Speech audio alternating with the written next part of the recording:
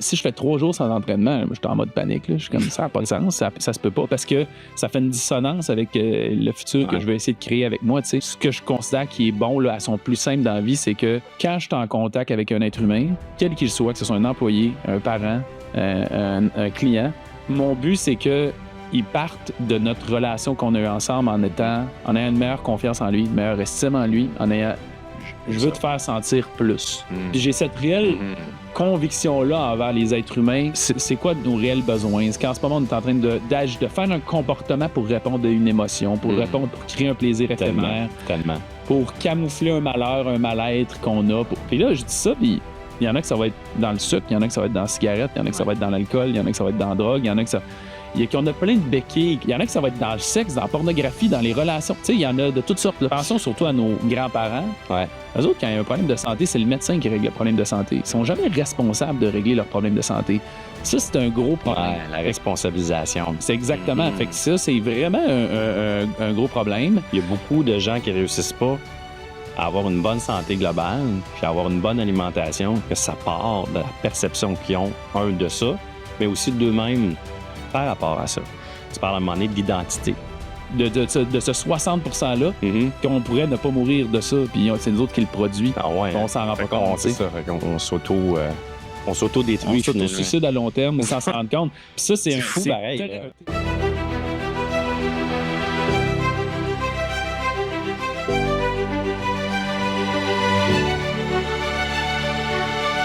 Bonjour tout le monde et bienvenue dans un autre épisode du podcast Humain d'exception. Aujourd'hui, on rencontre, mon Dieu, vous devez sûrement l'avoir déjà vu sur vos réseaux sociaux. C'est un coach de haute performance, également un conférencier, PDG de Révolution Santé. C'est également un auteur du nouveau livre d'alimentation fonctionnelle. Donc, on reçoit aujourd'hui sur le podcast nul autre que Alex Boily, qui est, comme je l'ai dit, fondateur de Révolution Santé, en mission surtout aussi de rendre la santé beaucoup plus, je dirais, compréhensible, parce qu'il y a beaucoup de choses à comprendre dans ça et de la rendre accessible pour optimiser notre santé globale. Donc, Alex, bienvenue dans le podcast Humain d'exception. Super content de te recevoir aujourd'hui. Merci de l'invitation. À Gatineau en plus, parce que c'est un petit bout quand même pour toi. Tu me disais que tu viens du Saguenay. Oui, je viens du Lac-Saint-Jean, fait que c'est 7 heures de route à peu près. 7 heures de route, puis est-ce que Alex, en ce moment, au moment où on enregistre le podcast, il est en tournée justement de conférences à travers le Québec pour promouvoir l'alimentation fonctionnelle. Fait que je vais commencer avec ça quand même, Alex. Je vais te demander, l'alimentation fonctionnelle, c'est-tu un terme que tu as inventé ou c'est quelque chose qui existait déjà? Ou explique-nous un peu c'est quoi. C'est compliqué cette affaire-là. Oui, théoriquement, je l'ai inventé, mettons, mais tu sais, dans le sens, l'histoire là-dedans, c'est plutôt simple, c'est qu'il est arrivé un point dans ma carrière où il n'y a aucun type d'alimentation qui me correspondait vraiment. Okay. On dirait que, je suis kinésiologue de formation. À un moment donné, j'ai décidé de me spécialiser plus en optimisation de la santé. Puis là, inévitablement, ça m'a fait en sorte que j'ai étudié l'alimentation vraiment beaucoup, là, intensément. Fait que tous les spécialistes quelconques d'un volet de la nutrition, j'ai essayé d'étudier ça puis de comprendre l'interaction entre les affaires. Puis le point charnière, là, je me rappelle encore comment ça s'est passé, c'est qu'à un moment où je faisais une cohorte de coaching d'alimentation cétogène là, dans la grosse mode de 2018-2019 à peu près. Puis il y a une personne qui me posait la question dans le groupe, je peux-tu prendre un Monster Zero dans l'alimentation cétogène? OK. Puis la réponse, là, c'est que le but de l'alimentation cétogène, c'est d'être en cétose. Pour être en cétose, il faut juste pas que tu manges de sucre. C'est juste ça, that's it. Ouais. Fait que dans le fond, si tu prends un Monster Zero, tu vas rester en cétose. Fait que la bonne réponse, c'est un peu de dire, techniquement, tu vas rester en cétose, mais est-ce que c'est une alimentation qui est saine? Aujourd'hui, je dirais, est-ce que c'est une alimentation qui est fonctionnelle? Ouais. Pas vraiment. Ton corps, il veut pas non, ça. Même s'il n'y a pas de sucre, je veux dire, c'est juste plein de produits chimiques là-dedans. Ouais, c'est ça, exact. Fait que là, ce moment-là, je me rappelle que j'ai fait, je suis tanné de... On dirait qu'il fallait tout le temps que dans l'alimentation paléo, tu respectes les règles du paléo, puis c'était jamais ta philosophie que tu enseignais. Fait que j'étais tanné, puis j'ai juste fait comme, tant qu'à ça, pourquoi j'enseigne pas comme de la façon que moi je l'aperçois? Puis, fait que j'ai juste essayé de trouver un terme. Puis moi, j'ai toujours eu comme philosophie que le but, c'est de laisser le corps fonctionner à sa pleine capacité. Fait qu'on dirait que l'alimentation fonctionnelle vient de soi. C'était inspiré probablement un peu, sans que je m'en rende compte, de la médecine fonctionnelle. Tu sais, aux États-Unis, c'est un peu... Il y en a un peu ici, mais moins. Fait qu'aux États-Unis, la médecine fonctionnelle, c'est que tu vas aller voir le médecin, puis si tu as du diabète, il va te donner de la médication parce que pour éviter que tu meurs dans le moment présent, mais il va avoir toute une intervention dans l'ensemble de tes habitudes de vie pour essayer de remédier à la situation, enlever la médication. Fait que c'est ça la médecine fonctionnelle là-bas. Ouais. Fait que c'est d'avoir la vue d'ensemble. Fait que c'est un peu de la façon que ça s'est fait. Fait que ça, c'est comment moi j'ai créé le terme, mais plus tard, j'ai réalisé, je sais pas qui l'a fondé en premier, mais aux États-Unis, il y a des formations sur l'alimentation fonctionnelle qui existaient. Fait que c'est fait au privé, là, c'est pas dans une université. Ouais. À l'Université Laval, il y a un diplôme d'études supérieures en alimentation fonctionnelle aussi, tu sais. Mais tu sais, c'est pas un terme qui est enregistré, il n'y a pas de droit avec le mot alimentation fonctionnelle. Moi, c'est la première fois que j'entendais ce terme-là, alimentation en business, fonctionnelle. C'est une propriété intellectuelle. On ne l'a pas enregistré, mais c'est une façon de donner nos mots pour parler d'alimentation, ce qui fait que quand les gens veulent dire ce qu'ils font, ben, ils font pas comme l'alimentation qu'Alex m'a appris de, ils font, c'est l'alimentation fonctionnelle. C'est Alex Bolly qui enseigne cette méthode-là. Parce que je connais, pour nommer ça, on travaille beaucoup en collaboration en coaching, et il coach avec nous autres, Danick Legault, qui est naturopathe, que j'adore énormément ce qu'il fait. J'adore l'être humain parce qu'il est vraiment bon pour se remettre en question, pour avoir un sens critique, puis aller chercher la vérité plutôt que avoir raison. Puis ça, c'est vraiment important. Surtout en nutrition, c'est dur d'avoir ça. Puis lui, je m'essaie de me rappeler c'est quoi, comment il appelle ça, mais il appelle tout ça l'alimentation intégrative. Il ne met pas ça de l'avant à full, puis il n'a pas écrit un livre, mais il y a un nom. Puis il est consultant avec nous pour les clients qu'on a en question sur l'alimentation. Puis je l'ai rencontré sur mon podcast en l'invitant. Puis juste la philosophie qu'avec l'alimentation, il a commencé à être consultant avec nous autres, puis il n'a jamais fait mes formations, il n'a jamais lu mon livre, il n'a jamais... Puis il était un peu mal à l'aise au début, il disait, mais si on n'est pas d'accord sur des affaires, puis je fais, on va se parler, puis on va trouver la vérité, parce qu'il n'est pas supposé avoir 12 vérités, là, il est supposé avoir un optimal pour le corps. Puis ça fait 3 ans, je pense qu'on travaille ensemble, il n'y a jamais eu de conflit. Peut-être 2 fois, on s'est parlé, puis finalement, on était sans même longueur d'onde, sans même affaire. C'était plus un genre, toi, tu as-tu cette perception-là de... Fait que tu sais, il y a d'autres mondes qui coachent quelque chose de similaire, mais c'est la façon d'optimiser notre corps le mieux possible avec l'alimentation. Excellent, j'aime ça. Puis tu viens de dire quelque chose, puis je vais rebondir là-dessus, juste avec ton partenaire ou ton collègue ou le naturopathe qui est dans ton équipe. Déjà, vous avez des fois des discussions sur « Ouais, mais OK, mais moi, je pense de même, moi, je le vois comme ça, moi, je le vois comme ça. » C'est justement ça, souvent dans l'alimentation, il y a tellement d'informations et des fois de mauvaises informations. Les gens se perdent. Tu sais, moi, je suis quelqu'un qui me considère quand même une bonne alimentation, mais mon Dieu, il y a un paquet d'affaires que je connais pas. On se perd dans ça, dans les régimes, dans ce qu'on devrait manger, dans ce qu'on devrait pas manger.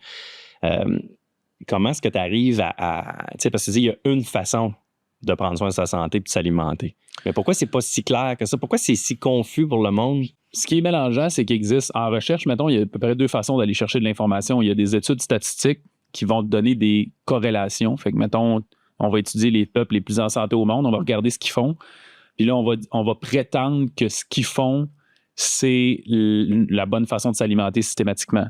Puis, c'est pas nécessairement le cas parce que c'est une corrélation, pas une cause à effet. Fait que l'exemple, la différence entre les deux, je me rappelle, un peu 2019 peut-être, 2018, il y a une étude qui est sortie qui disait ceux qui consomment plus d'œufs meurent plus jeunes. Tu sais, ça disait ça.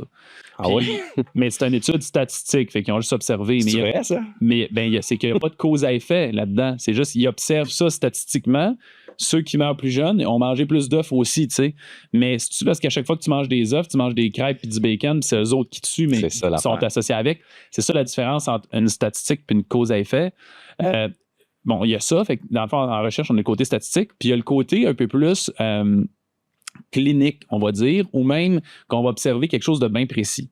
Okay. C'est là que ça devient mélangeant. C'est que moi, là, des statistiques, ça ne m'impressionne pas. C'est intéressant, ça dirige notre processus de pensée dans une direction. Mettons que tu me dis ça, les gens qui mangent plus d'œufs meurent plus jeunes, c'est intéressant. Mais après, comment on est capable de trouver la cause à effet là-dessus? Comment on est capable de la provoquer? Comment on est capable de comprendre dans notre corps qu'est-ce que ça provoque qui créerait ça? Pour moi, si on ne trouve pas l'explication, ça fait juste une corrélation. Ça ne veut pas dire que c'est une cause à effet direct. Fait que l'autre bord, ce qui est compliqué, c'est, je sais pas, mais je vais dire n'importe quoi, mais mettons qu'on dit que quand tu consommes plus de sucre, mettons, ça crée de l'inflammation dans ton foie. Bien ça, là, c'est vraiment isolé. Ça nous permet pas de dire on peut pas manger de sucre, parce que là, c'est juste ton foie que c'est le cas. C'est ça qui rend ça complexe. Mais c'est parce que souvent, tu te demandes, c'est-tu général? Comme automatiquement, tu manges trop de sucre, ton foie ne fonctionnera pas bien? Ou c'est parce que la personne elle a d'autres choses? Tu sais, à un moment donné, on s'y retrouve plus entre... sais, c'est comme s'il n'y a pas vraiment comme un guide précis à suivre. C'est tellement... Ça dépend des personnes, ça dépend ça dépend-tu de la génétique, ça dépend. Pour moi, la seule façon de le trouver, puis c'est là que ça devient compliqué, c'est que nous, quand on se met on étudie ça non-stop, là, à un moment donné, tu fais OK, le sucre, ça a cet impact-là sur le foie, mais ça a cet impact-là aussi sur les hormones, ben mettons sur l'insuline, ça a cet impact-là aussi sur ça. Puis là, lentement, ton corps, ta tête, là, se met à créer une espèce de. Tu comprends de plus en plus toutes les réactions dans le corps qui se créent. Et c'est ça qui est complexe. Puis souvent, les intervenants en santé vont avoir tendance. Tu sais, comme je me rappelle, là, c'était la presse qui avait fait un article sur l'histoire des œufs. Puis à mon avis, c'était une mauvaise chose que la presse, qui est un journal public, puis que les gens sont pas outillés, la population n'est pas outillée pour comprendre c'est quoi le concept de cette étude-là, parce qu'ils comprennent pas, eux autres, que c'est une statistique, c'est une corrélation. C'est ça. Ils comprennent pas que les chercheurs, eux autres, vont faire « Hey, c'est intéressant », ils vont essayer de faire d'autres recherches pour trouver des causes à effet. Mais là, ils pitchent ça dans la population, puis c'est ça qui mêle le monde, c'est que des fois, il y a des médias ou des fois, il y a des scientifiques qui vont aller donner de l'information qui ne sert pas aux clients. Le but à nous autres, c'est de réussir à rendre ça le plus simple possible. Puis c'est là que ça devient mélangeant. Ce qui fait que le mieux, c'est de se concentrer, à mon avis, ces actions là, qu'on a besoin de mettre. C'est pour ça que, tu sais, dans le livre, tu sais, tu étais hier à ma conférence, j'essaie de parler surtout de c'est quoi les règles qu'on veut mettre en place. Puis après, ça a plein de répercussions collatérales. Quand on pense que c'est mélangeant ou que deux personnes se contredisent, il y a deux scénarios. Soit les deux intervenants n'ont pas le même objectif, fait qu'inévitablement, ils n'ont pas le même protocole. C'est ça. Ou sinon, soit vous captez pas, eux autres, il manque une nuance. Soit les intervenants le disent mal, soit vous la captez pas, vous autres, parce que vous manquez peut-être de compréhension globale. Mais sinon, si les gens ont le même objectif, ils sont supposés arriver à la même conclusion. C'est pour ça que je te disais avec Danick, par exemple, on arrive à peu près tout le temps à la même réponse. À la même conclusion, Parce que notre but, on a des approches différentes, mais vous arrivez à le même objectif. On veut juste optimiser la santé globale. Fait que là, après, si toi, tu me dis non, il faut manger plus de sucre, moi, je fais comme non, il faut manger moins de sucre. Mais ma question est, pourquoi toi, tu penses que parce qu'il y a ces bienfaits-là qui viennent avec? Oui, mais moi, je trouve que ces conséquences-là, OK, bien, à quel moment les conséquences n'arrivent plus? Puis à quel moment on perd les bienfaits? Fait que là, on commence à s'approcher du juste milieu. Probablement que les deux sont un peu vrais, mais il est où le juste milieu? Le juste milieu là, puis c'est ça qui devient difficile à faire. Fait que quand quelqu'un ne comprend pas quelque chose, là, moi, j'ai dit tout le temps, mettons que tu as l'impression que deux personnes se contredisent, c'est vraiment intéressant comme situation pour ton cheminement à toi. Pose-toi la question, ils ont-ils un objectif commun? Puis sinon, c'est quoi que je ne comprends pas des nuances que ces deux intervenants-là disent? C'est intéressant. Il y a un petit élément là-dedans. Ça s'applique à bien d'autres sujets que juste la santé, là, ce que tu viens de dire. Oui, mais dans à peu près tout, là, c'est dur ces nuances-là. En ce moment, je suis en train de faire une formation en naturopathie pour juste être complémentaire le plus possible avec ce que je fais. Puis, tu sais, par exemple, la formation que je fais, c'est de la naturopathie hygiénomiste. Puis, la philosophie de ça, c'est on prétend que le corps a un processus d'auto-guérison absolu, puis le but, c'est de maximiser tout ce que le corps a besoin pour fonctionner à son plein potentiel, puis enlever tout ce qui est irritant. Mais tous les modules explicatifs sont sous cette philosophie-là. Ça veut dire, je vais te donner un exemple, je lis le module, c'est protéines, puis je fais comme, c'est absurde. Dans ce concept-là, qui fit un peu avec la longévité d'ailleurs, là, mais ben, ils vont recommander de consommer 20, 30, 40 grammes de protéines par jour, ce qui est quasiment la moitié de ce qu'on va recommander pour quelqu'un qui veut avoir une réelle récupération de sa masse musculaire, si un athlète, quelque chose du genre. Je pensais qu'il fallait que tu prennes beaucoup plus de protéines si tu voulais avoir une récupération justement de la masse musculaire. Oui, tu as raison, pour prendre une récupération de la masse. Mais la grande philosophie de la naturopathie hygiénomiste, c'est pas ça le plan. Le plan, c'est comment je suis capable d'enlever des irritants pour qu'il fonctionne à son plein potentiel. Puis au-delà de ça, il ne semble pas avoir des bienfaits. Puis, mais sinon, ça va. Mais c'est juste dans la philosophie de ça. Fait que tu comprends-tu que c'est important? La petite nuance-là est importante parce qu'un athlète, il ne performera pas aussi bien s'il mange juste ça. Mais le but de l'athlète, c'est pas d'enlever tous les irritants, puis c'est de performer dans son sport. Puis c'est ça qui devient mélangeant. Là. C'est comme qu'il y a différents objectifs, puis le protocole ne sera pas identique. Ça part, dans le fond, encore de l'objectif. Selon ton objectif, tu vas ajuster. Mais là, il y a une question qui n'a pas été répondue. Tu n'as pas répondu à ça hier. Puis là, on cherche la réponse. Question, avec quelle huile on cuisine notre bouffe? C'est une bonne question. Une bonne question. Tu sais quoi? Même Ah, mais c'est parce que juste avant que tu répondes, c'était un running gag, ma blonde. C'est vrai? On était allé à la conférence hier, puis là, on dit, OK, on va sûrement apprendre avec quelle huile, parce qu'on avait une conversation avec des amis il n'y a pas si longtemps. Elle dit, ouais, mais cette huile-là n'est pas bonne. Puis là, on était comme, ben non, il me semble que moi, j'ai appris que c'était avec cette huile-là qu'on cuisinait. Fait que là, bref, il y avait un gros débat sur l'huile. Je dis, on a un expert de la santé globale avec nous autres, fait qu'on va y poser la question. C'est vrai qu'il y a un débat, puis le message continue d'être différent un peu de tout le monde là-dedans. Premièrement, ça, mon message a changé un petit peu dernièrement. Avant, je mettais beaucoup l'accent sur quelle huile fallait cuisiner. Puis maintenant, c'est encore mieux, vaut prendre les bonnes décisions, mais je réalise que faut utiliser des huiles transformées quand même le moins possible. Notre corps, il a besoin de manger les aliments qui sont riches en gras, puis de manger l'aliment, pas juste le gras. Fait qu'on a tendance à dire, ce gras-là, il est bon, puis c'est un peu vrai, on peut prétendre qu'il est moins inflammatoire, qu'il est moins irritant, qu'il est... En tout cas, whatever. Mes huiles préférées de cuisson, là, ça va être j'aime bien le ghee. Je sais pas si tu connais ça, c'est du beurre. J'ai comme un chevreuil sur une autoroute qui se fait flasher. C'est correct. C'est pas très connu. C'est plus asiatique comme culture. Dans le fond, c'est GHEE, mais on peut dire que c'est du beurre clarifié. Dans le beurre, il y a encore un petit peu de caséine, puis encore un petit peu de lactose, qui est le sucre, la protéine du lait. Le ghee, c'est pas super compliqué, ça se fait maison vraiment facilement. Tu mets 4 livres de beurre dans une mijoteuse, tu mets ça à l'eau pendant. Là, je me rappelle plus le nombre d'heures, il faudrait aller. Ricardo doit avoir une recette là-dessus. C'est 4 ou 8 heures, je pense, puis tu laisses ça comme ça, puis la caséine, puis le lactose se sépare de ça. Tu fais juste enlever ça avec un tamis ou un coton fromage, puis il te reste juste 100% du gras. L'avantage de ça, c'est que ça va pas faire en sorte que le gras s'oxyde à haute température, qui devient. Pas bon, le beurre, on le sait, c'est vraiment facile à faire brunir. Donc, le ghee, je pas ça. Le beurre, ça peut être utilisé aussi sans problème si tu essaies d'équilibrer les types de gras que tu consommes. C'est juste qu'il faut faire attention à la température de cuisson. Il y a l'huile d'olive, l'huile d'avocat, l'huile de coco. Je dirais que c'est pas mal mes préférés, eux autres. OK. Pourquoi? C'est parce que le corps gère mieux les gras d'aliments qui sont naturellement gras. Il y a l'huile de macadam frais, mais elle coûte une fortune, fait que je parle jamais de ça. Ce que ça veut dire, c'est que la noix de coco, c'est naturellement gras. L'avocat, c'est naturellement gras aussi. L'olive, c'est naturellement gras aussi. Évidemment. C'est des huiles que notre corps gère un peu mieux. Quand on va dans toutes les autres huiles végétales, canola, végétal, soya. L'huile végétale, c'est vraiment un ramassis de toutes sortes de végétaux. C'est pas des aliments qui ont beaucoup d'huile naturellement dans leur consistance. Si tu mangeais l'aliment entier, tu réussirais jamais à manger une très grande quantité de ces huiles-là. Tandis que l'avocat, mettons, dans un demi, quand même un gros avocat, dans un demi-avocat, tu as une cuillère à soupe d'huile. Quand même, hein? Fait que tu comprends que ton corps, il est génétiquement capable de gérer une cuillère à soupe d'huile. Mais dans le canola, c'est tout le reste. Dans une cuillère à soupe d'huile, il faudrait que tu manges du canola comme une super grosse quantité. C'est quelque chose que... C'est pour ça que je dis de manger des aliments qui sont non transformés le plus possible, parce que la nature te protège de te mal t'alimenter. Parce que c'est la même raison pour laquelle je disais, t'es mieux de prendre un minimum d'huile pour cuire, puis mettre des aliments gras dans ton alimentation, parce que tout à fait. Tu peux manger un quart de tasse d'huile d'avocat d'une journée si t'en mets partout, puis tu fais pas attention, puis t'en mets dans ta salade. Mais si tu manges juste des avocats, tu mangeras jamais un quart de tasse d'huile. Comme tu vas être plein, il y a des fibres. Donc, la nature te protège de te suralimenter de ça. C'est pour ça qu'aujourd'hui, j'ai dit, les huiles à cuisson, là, mettez le minimum quand même que vous pouvez dedans, juste pour que ça serre. Puis après, essayez de mettre plus de noix et de graines, qui sont une bonne source de gras. Manger des poissons qui sont gras, manger de l'avocat, manger l'olive. Puis là, j'ai pas nommé les gras animaux, mais on peut manger du gras animal aussi. Même que c'est nécessaire, là, on a besoin de gras animal dans notre corps.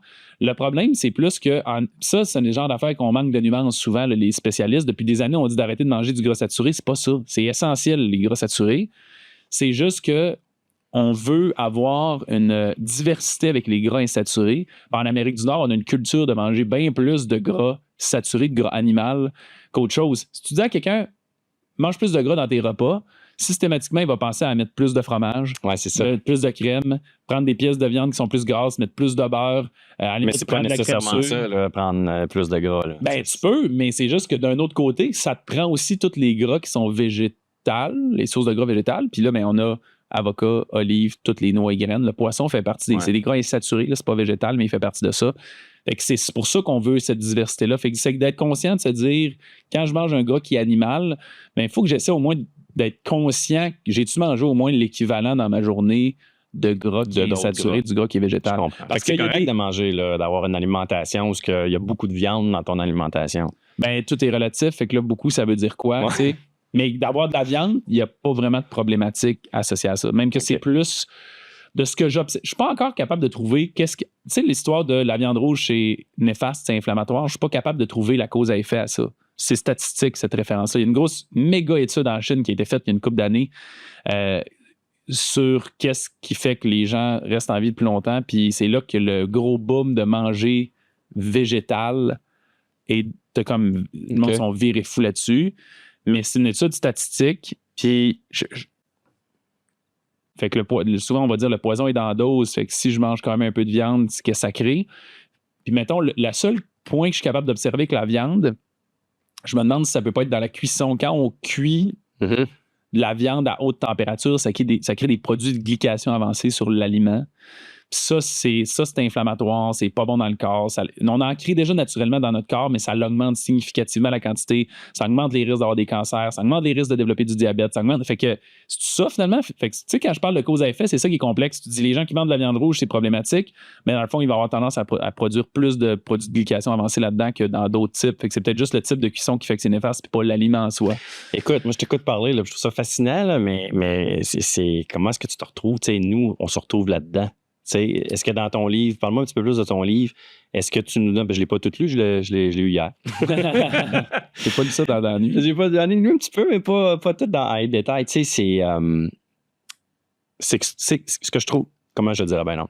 Tu sais, toute l'alimentation, les programmes de perte de poids, tout ce qui est relié à la santé, mais plus santé, tu sais, tu as différents niveaux dans la santé, tu vas avoir la santé physique, tu vas avoir le mouvement, tu vas avoir la santé mentale, là, quand on est dans l'alimentation, on a l'impression des fois, quand on est moins là-dedans, comme toi, c'est ton expertise à toi, on a l'impression que c'est juste une grosse business, puis qu'on se fait dire plein d'affaires de tout bord, de tout côté, puis qu'on vient mais qui a la bonne solution? Pas la bonne solution, mais la bonne information. Qu'est-ce que tu réponds à ça dans le sens que c'est où nos guides? Parce que, tu sais, souvent, là, j'ai vu des choses là, comme le gouvernement qui sort le guide canadien, le gouvernement du Québec qui nous parle d'alimentation de plein d'affaires. Il y a des gars comme toi qui vont nous parler d'une alimentation fonctionnelle. Il y en a d'autres. À un moment donné, on est comme, et où mon guide?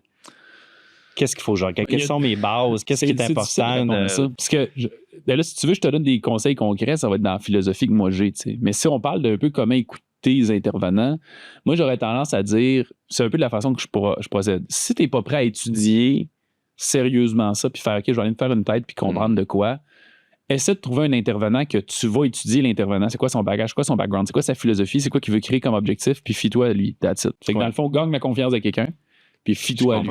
Puis aussi de l'essayer, d'aller mettre en application ce qui te suggère aussi comme information, parce que tu l'as dit dans la conférence hier, puis c'est dans pratiquement tous les univers dans lesquels on veut changer, on veut améliorer. Ce n'est pas juste d'avoir l'information, c'est d'aller l'appliquer aussi et de la mettre en action. Fait que, donc, ce que tu dis, c'est que trouve-toi un référent, un expert dans lequel tu vas aller vraiment, pas juste lire les gros titres, là. Tu parlais de l'article dans la presse qui disait tu manges déjà tous les jours, tu vas mourir plus jeune, mais si tu lis tout l'article, il te dit pourquoi il dit ça, puis il va un petit peu plus loin, j'imagine, dans son explication. Puis c'est vrai, les gens lisent juste les gros titres, des fois, ou même chose un livre, tu sais, je veux dire, les gens vont arriver à la bibliothèque, puis ils vont à une librairie, ils vont lire les gros titres, puis OK, c'est ça qu'il faut faire. Fait que c'est vraiment d'étudier en profondeur, puis après ça, de mettre en application. Se trouver un intervenant qu'on aime. Moi, il y a des domaines de la vie que je fais. Là, j'ai pas le temps d'étudier ça, fait que je ne deviendrai pas un expert là-dedans. J'essaie d'être diligent sur le choix de l'expert que je choisis. Ça veut dire que je m'assure que sa philosophie qui enseigne fit avec ce que je veux atteindre dans la vie. Ouais. Des fois, c'est en tant qu'entrepreneur que je fais ça, j'ai pas le temps. Fait que là, une fois que je trouve mon intervenant, ça va être ma personne de référence pour cette dimension-là pour tant aussi longtemps que j'aurai pas le temps moi-même d'aller me faire une tête critique de 10, 12, 15 intervenants parce que ça me prend plus de temps. Fait que ça, c'est un truc. Fait que mettons que quelqu'un aime la philosophie que je transpose, le fait d'optimiser sa santé, le fait d'essayer d'enlever tout ce qui est irritant, de maximiser tout ce qui est positif dans ton corps. Puis là-dedans, il y a un petit peu de psychologie dans le livre aussi parce que souvent on se sent au régime, donc puis t'as pas le goût de te sentir restreint. Comment on fait pour faire ça, de pas se sentir restreint? C'est un peu ce que j'aborde. Fait que quelqu'un qui dit comme, OK, j'aime sa philosophie, il a l'air de pas sortir ça d'une boîte de céréales, ce qu'il enseigne, puis c'est backé par de la science. Là, ils n'ont pas mis, d'ailleurs, parlant de ça, ils n'ont pas mis les références scientifiques dans le livre parce que je pense qu'il y a comme 15% des pages qui sont là que c'est des références scientifiques. Au début, tu donnes des références. Oui, mais il faut que tu ailles sur le site les chercher parce que je pense que j'ai 19 pages. Non, c'est ça. Ça fait juste des références un livre juste là-dessus. C'est ça. Fait qu'ils ont voulu pas le mettre dans le livre, mais je fais juste la référence. J'ai essayé de me fier vraiment à 100% sur de la science pour faire ça. Ouais. Fait que si, mettons, vous avez confiance dans ce que je fais, mais je dirais, ça a l'air absurde, puis je dis pas ça pour être contre les autres. Puis si vous trouvez quelqu'un d'autre, trouvez quelqu'un d'autre, mais vous êtes mieux dans ce cas-là de vous concentrer juste sur un individu, puis étudier ce que cette personne-là fait, le mettre en action, essayer de comprendre cette philosophie-là. Ça, c'est le truc de base. Sinon, ça devient complexe parce qu'il faut commencer à faire, c'est quoi, elle, sa philosophie de vie? Qu'est-ce qu'il y a? Moi, pour être honnête, j'essaie de prendre tout l'ensemble. L'alimentation intuitive est à la mode, puis j'en parle dans mon livre, il y a un diagramme dans le début des pages. Il y a quelque chose d'important dans l'alimentation intuitive, mais en même temps, il y a un facteur où on a besoin de comprendre l'impact de ce qu'on mange sur notre corps. Exact. Ça n'a pas le choix. Puis après, il y a un gros facteur de comprendre dans notre corps, c'est de quoi qu'on a envie, c'est quoi l'équilibre là-dedans. On a-tu faim, on a-tu pas faim? Donc, il y a un gros aspect que notre corps nous parle, puis ça, on est en train de l'échapper. Ouais. Dans le paléo, il y a plein d'affaires de... Fait que c'est d'essayer de comprendre chacune de ces dimensions-là. Ça prend du temps. Oui, ça prend du temps. Et où, mettons, l'alimentation cétogène, ce qui est souvent bien extrême, est où la limite où ça devient négatif? Puis, où qu'on pourrait dire que c'est encore positif? Si je fais ça avec le paléo, puis un moment donné, il se crée un cercle, je fais comme, je me rends compte que dans tout ça, ça reste bon. Et là, tu commences à avoir un jugement, à savoir quoi faire. Mais tu sais, ça, c'est de la grosse job, de la grosse recherche. Il faut que tu sois un passionné pour faire ça. Tu n'es pas obligé d'aller faire ça. Non, parce que c'est pas la majorité des... Ça, je m'en allais là au niveau du comportement de l'humain par rapport à l'alimentation. C'est... Toi, tu es un passionné, puis tu es aussi un expert là-dedans. C'est ton métier. Tu peux vouloir prendre soin de ta santé puis d'avoir une bonne alimentation sans être un passionné de ça.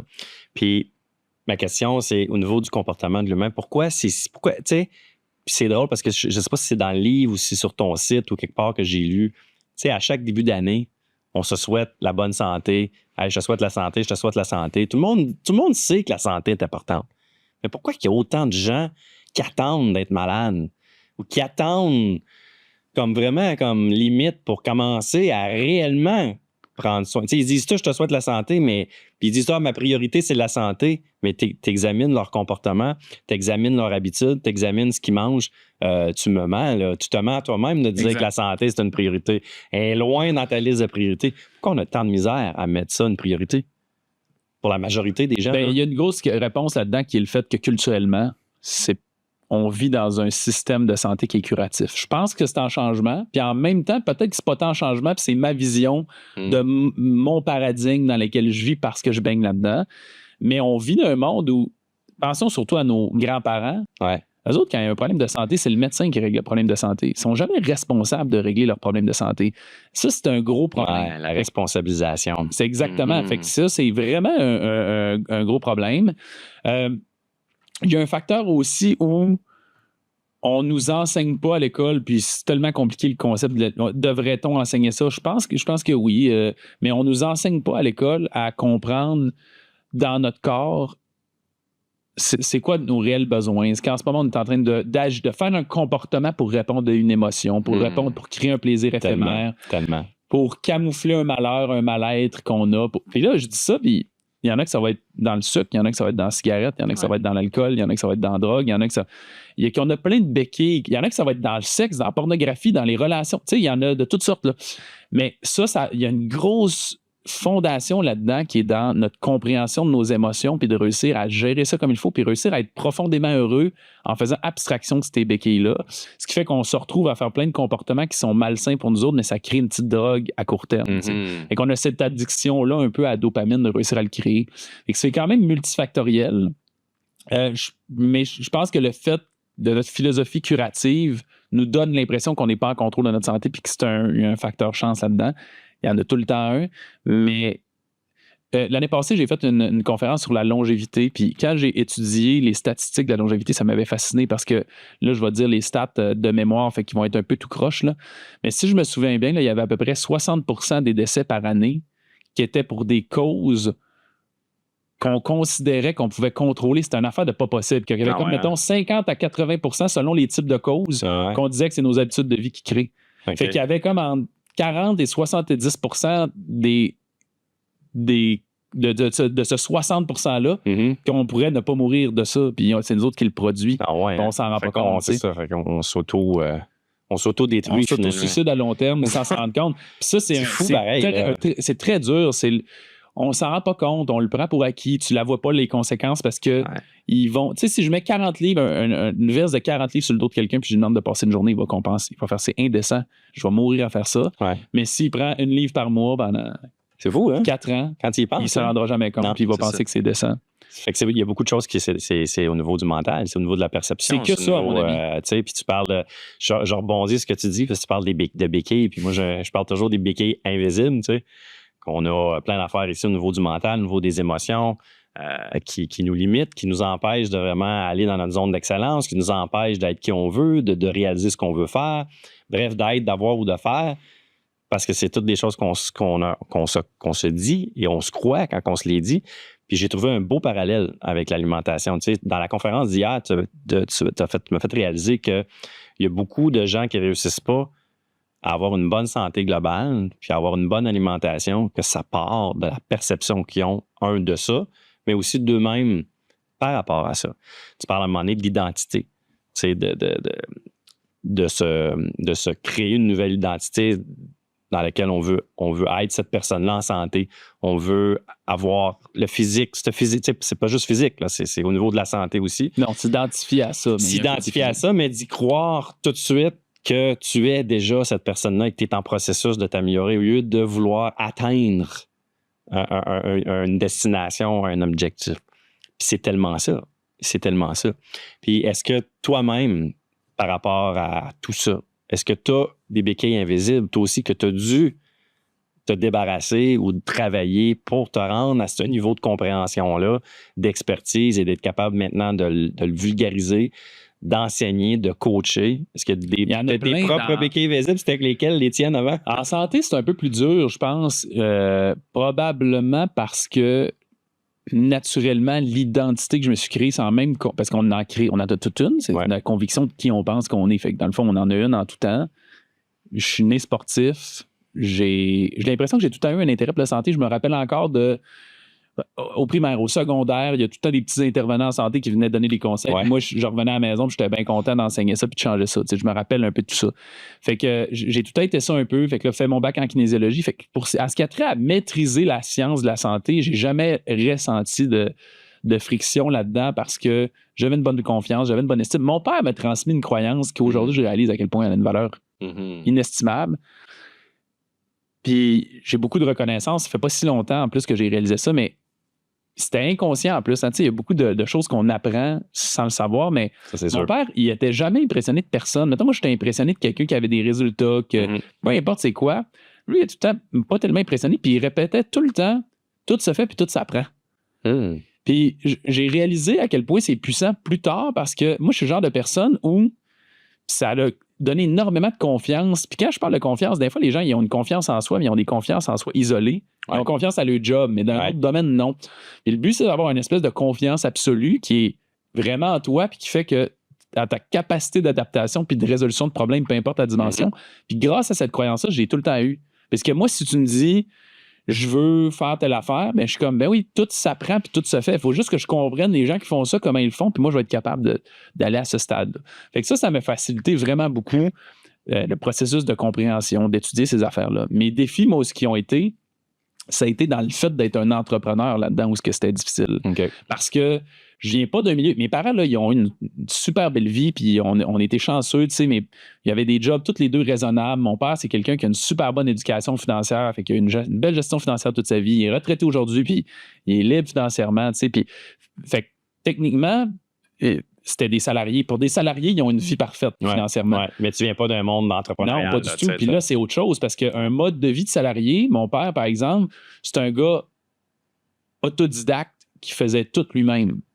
C'est lui qui donnait chaque cours, il tombe son gazon, il fait sa mécanique, tu comprends? Puis fait que moi, toutes ces croyances-là, je pensais que c'était quelque chose, que c'était le cas. Puis quand tu es entrepreneur, ben c'est un peu bizarre parce que le salarié, il travaille 40 heures semaine, il a sa paye fixe, puis il peut pas rien changer de ça. Fait que d'économiser en faisant de la job toi-même, c'est une bonne idée. Moi, mettons, ma job en tant qu'entrepreneur, c'est augmenter mon taux horaire constamment en optimisant mon entreprise, inévitablement, je finis par avoir des taux horaires qui sont plus élevés que le mécanicien, que la femme de ménage, que la. Puis si j'aime pas ces jobs-là, si j'aime ça, puis ça me fait du bien, c'est pas pire. Mais si j'haïs ça, mais c'est absurde que je suis pas en train de travailler 45 heures à la place de 40, moi, puis déléguer ces jobs-là à d'autres mondes, parce que je les aime pas. Fait que quand j'allais faire ma mécanique, moi, travailler 5 heures de plus, payer le mécanicien. C'est un autre mindset, c'est un autre. C'est plus qu'un mindset, c'est une autre approche complètement. Oui, le concept du risque, de l'investissement, c'est toutes des affaires qui étaient difficiles. Il y a une affaire, je ne sais pas si tu considérais ça comme une béquille, parce que c'est-tu quelque chose que c'était une excuse, mais tu sais, c'était comme une croyance que j'avais. Je faisais partie des gens que je comprenais pas tout à fait ce qui fait que les gens réussissaient à être plus aisés financièrement, qui réussissaient à faire plus de revenus. Il y avait cette équation-là de pour faire plus d'argent, il faut tout le temps que tu travailles plus, que c'était très compliqué. C'est une croyance. C'est ça, une fausse croyance. C'est pas vrai que ça a été compliqué. J'ai travaillé pas mal là-dessus. Et c'est un peu ça, d'ailleurs, qui m'a amené à la découverte de l'identité. C'est dans du cheminement entrepreneurial que dans une cohorte de coaching que je fais, il y a un coach qui est spécialiste en mindset-ish. Puis il aborde ce thème-là. Et là, je trouve ça curieux quand il me fait. C'est vraiment l'exemple qu'il dit. Lui, c'est un joueur de basket professionnel. Puis il dit. Il était retraité, mais il dit. Moi, je me levais le matin. Puis je me posais pas la question si j'allais m'entraîner ou pas, ou si ça me tentait ou pas. Et comme toi, tu te lèves, tu vas travailler. Tu te poses pas. Même si ça te tente pas, même si tu es malade, tu vas travailler. Tu t'identifies comme ça. Exact. Moi, je suis un athlète professionnel de basket. Je vais m'entraîner. Et que c'est curieux de dire pourquoi, toi, qui n'es pas capable de t'entraîner en ce moment, tu fais j'y vais pas, puis ça me tente pas. Puis il y a un gros aspect identitaire qui fait que parce que ça fait pas partie de tes standards, c'est acceptable pour toi de pas faire ça, c'est pas grave, tu sais. Là, mettons, c'est un gros défi pour tout le monde. Et là, je m'entraîne pour le demi-Ironman de Tremblant. Si je fais 3 jours sans entraînement, je suis en mode panique. Là. Je suis comme ça n'a pas de sens. Ça se peut pas parce que ça fait une dissonance avec le futur que je vais essayer de créer avec moi. Tu sais. C'est ça qui est intéressant dans ce que tu dis. Puis je m'excuse, je ne l'ai pas de couper. Mais tu as dit quelque chose vraiment de précis. Là, justement, c'est que tu n'étais pas un gars qui faisait des Ironman. Et toi, du jour au lendemain, oui, parce que tu as cette force. Du jour au lendemain, parce que tu as cette force d'esprit-là. Tu en parles aussi d'ailleurs dans ta conférence, l'état d'esprit et tout ça. Toi, tu t'es convaincu du jour au lendemain. Non, je suis un triathlète. Un triathlète, merci. Et ça, pour vrai, ce switch-là, tout le monde peut faire ça dans leur tête, là, mais il faut que tu te convainques. Là. Puis tantôt, tu as dit, tu parlais de confiance, tu parlais de tes parents, tu parlais qu'ils t'ont quand même donné, ils t'ont aidé au niveau de ton estime, ta confiance et tout ça. Puis, tu sais, répète la phrase que ton père te disait, tu peux tout se fait, tout s'apprend. Tout s'apprend. Mais tu as dit une phrase qui fait toute la différence. Puis tu l'as dit inconsciemment, là. Ben moi, je sais que je suis capable de. C'est ça. Fait que toi, c'est ça la vraie. Tu sais, tu parlais de la confiance absolue, là, c'est exactement ça. C'est que peu importe ce que tu vas mettre de nouveau dans ta vie ou un nouveau palier que tu vas atteindre, une nouvelle habitude que tu veux mettre en place, un changement dans ta vie, peu importe. C'est de te convaincre que tu vas être capable de, peu importe. C'est quoi le défi qui t'attend? Toi, tu t'es pas questionné, je vais être capable de nager comme il faut. Moi, tu sais, non, c'est comme, je veux ça, je m'approprie cette identité-là de même parce que tu es déjà convaincu que ça s'apprend. Que ça s'apprend et que ça fait. Que je vais être capable de le faire. Je vais la trouver, cette confiance-là, en chemin. Mais c'est juste que... c'est ça. Tu sais, dans le fond, c'est un peu naïf de penser ça. Là, c'est comme, mais l'important, c'est... Le monde, des fois, il pense... Moi, j'ai fait cette erreur-là au début. Quand j'ai commencé à faire du développement personnel en lien avec les croyances, je me suis mis à me dire, il y a des bonnes et il y a des mauvaises croyances. Ouais. Puis là, c'était rendu que je commençais... Puis plus ça va, plus je me rends compte, c'est pas tant le cas. Je me rends compte que c'est pas important qu'elle soit vraie ou qu'elle soit fausse. C'est important, c'est qu'elle te sert. Puis le 3/4 du temps, l'absence de croyance, c'est ce qui est le mieux. Ça veut dire que soit les gens, là, moi j'ai commencé quand j'étudiais ce concept-là de croyance, je commençais à me mettre des étiquettes que je me disais, cette étiquette-là me sert. Dès que tu te mets une étiquette, t'es menotté dedans. C'est comme l'absence de croyance qui te permet de faire de faire que ça te donne l'impression que tu peux aller dans l'absolu puis atteindre n'importe quoi. Puis cette croyance-là de dire je vais toujours trouver une solution à tout, c'est très entrepreneurial. Là, c'est un peu l'entrepreneuriat qui me menait ça à un autre niveau. Mais j'entretiens cette croyance-là parce qu'elle me sert. Ouais. C'est naïf, là, puis c'est dangereux. Tu pourrais me brûler puis m'épuiser à faire ça. Puis, fait que je suis dans le domaine de la santé, fait que je suis très à l'écoute de mes signaux puis tout ça. Mais mettons, je l'ai dit, là, tu sais, je gère quand même mon entreprise. Je suis en tournée de conférences. Là, j'ai un plan d'écrire un nouveau livre pour janvier. Je suis en train de faire ma formation de naturopathe. Je me suis inscrit au diplôme d'études supérieures pour l'alimentation fonctionnelle cet automne. Lui, il est stand-by. J'ai fait la demande d'admission parce qu'il faut tellement faire ça d'avance que ça se pourrait que finalement je décline l'offre. Mais c'est juste, je le sais que je vais trouver une solution. Fait que c'est ça. Ça, c'est de la grosse confiance en juste, je vais trouver une solution. Là, maintenant, je vais m'arranger pour que ça marche. Je vais développer des nouvelles méthodes. Je vais gérer mon entreprise différemment. Ou je vais, tu sais, puis généralement, je réussis à trouver une solution tout le temps. Comment est-ce que tu expliques que certaines personnes sont comme ça? C'est-à-dire plein de projets, tu sais, de gérer plusieurs projets en même temps, puis de trouver son équilibre là-dedans.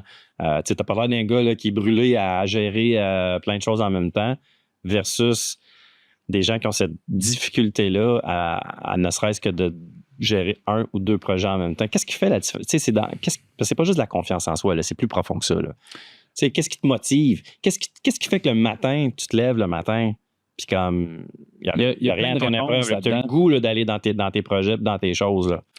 Il y a plein de réponses là-dedans, puis je fais très peu, là, j'en fais pas beaucoup, mais je fais du coaching, tu as dit coach de haute performance un peu, parce que si on avait une affaire qui peut me décrire le plus, c'est ça me passionne, ce fait-là, de dire comment je peux avoir le plus dans ma vie, la vie la plus abondante possible, en gardant le plus d'équilibre possible de vie. J'adore ça.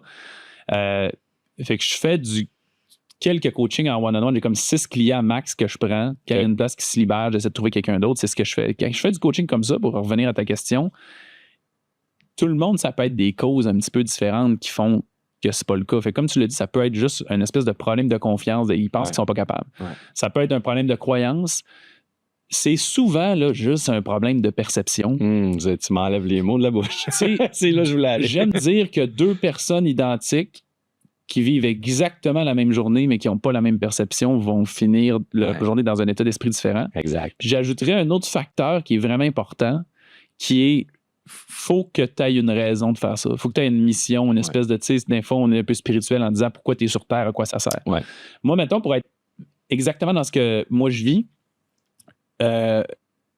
j'étais travailleur autonome au début de ma carrière, j'étais toute seule, puis il est arrivé un moment où, puis c'était dur, là, les premières années de ma vie, je me rappelle, là, ma meilleure année des 2 premières années que j'étais en affaires, puis tu sais, j'ai lâché ma job, c'est moi qui avais le plus gros salaire de la famille, fait que c'était un peu calvaire, mais la deuxième année, je me trompe pas, j'ai gagné 18 700 $, là, sur mon T4, là, sur mon relevé, là, c'est ça que j'ai réussi à faire de profit. Fait que c'est vraiment, ça a été 2 années qui étaient tough financièrement, puis à la 3e année, j'ai commencé là, enfin à avoir un peu plus de revenus puis gagner ma vie avec ce que je fais.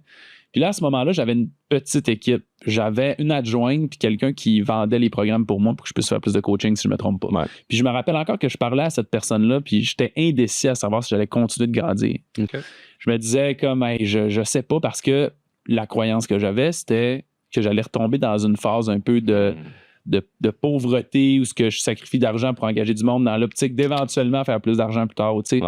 Puis là, j'étais comme enfin, je peux respirer un peu depuis 2 ans, puis j'avais peur de faire ça. Puis je me racontais ça au vendeur. Là, je me rappelle cette histoire-là, c'est fou. On était sur le balcon en avant de chez nous, c'était l'été, puis il me raconte tout de suite après. Je finis ma conversation là, il me raconte tout de suite après un appel qu'il y a avec une cliente. Fait aujourd'hui, il y a quelqu'un qui a décidé de joindre le coaching, c'est telle personne. Il me raconte son histoire, puis quand on fait nos rencontres, souvent, on va dire aux gens, ça crée-tu de la friction dans ta famille, ton problème de santé, tu sais, ton conjoint t'en parle-tu, il te supporte-tu là-dedans, il te juge-tu là-dedans, tes enfants, comment ils voient ça? Puis la personne, elle a répondu, non, tout le monde est correct avec ça. Fait que là, on a comme, OK, ça va. Puis une couple de minutes plus tard, il m'explique qu'il est en train de nous expliquer c'est quoi le programme. Puis nous, il y a toute une plateforme de formation autonome pour que la personne, on l'a dit tantôt, il faut que tu comprennes les concepts, s'éduque là-dedans. Puis là, elle dit, c'est cool que j'ai un module sur l'alimentation, je vais pouvoir le donner à mes enfants. Puis là, on apprend que sa fille de comme 14 puis son garçon de 16 ans ont toutes les deux 100 livres à perdre. Puis il me raconte ça, puis là, c'est comme si là, je fais en deux. Là, je suis comme, ça n'a pas de bon sens.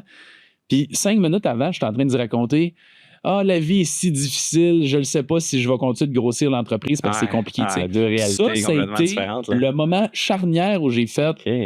Là, j'ai répondu, hey, je peux pas croire que là, 5 minutes, je suis en train de me plaindre de ma vie de calvaire, que c'était si difficile. Puis cette journée-là, c'est là que je me suis dit, j'ai comme engagement puis comme mission de juste essayer d'aider plus de gens. C'est ce qui fait que, je ne cesserai jamais, en tout cas jusqu'à nouvel ordre, de croître pour essayer d'avoir plus de clients puis d'avoir plus de coachs puis d'autres vendeurs qui me permettent d'avoir plus de clients parce qu'il y a trop de monde qui ont besoin. Tu sais, dans le fond, cette personne-là, j'avais besoin d'aller aider ses enfants puis ça passait par le biais d'elle de réussir à l'aider. Fait que ça, c'est ma mission. Ça c'est nécessaire parce que lundi, là, on est arrivé de vacances puis on avait une mise en demeure dans le poste. Il y a quelqu'un qui a dit, mais ça arrive. Mais c'est anxiogène, c'est stressant parce que là, c'était mineur, là, mais ça fait plusieurs qu'on reçoit, là, comme 3, 4. C'est tout le temps un peu des niaiseries, mais quelqu'un qui est acharné puis qui décide de te poursuivre, là, même si tu dis, moi, tout ce que je fais, c'est en ordre, je suis pas en tort, jamais, puis ce qu'on essaie de faire tout le temps, ça n'empêche pas qu'il peut te poursuivre, puis tu es obligé de te défendre, puis ça va te coûter un bras juste pour que finalement, tu sois non coupable. Juste pour te défendre. Hein. Fait qu'il y a plein de stress. Il y a le stress de...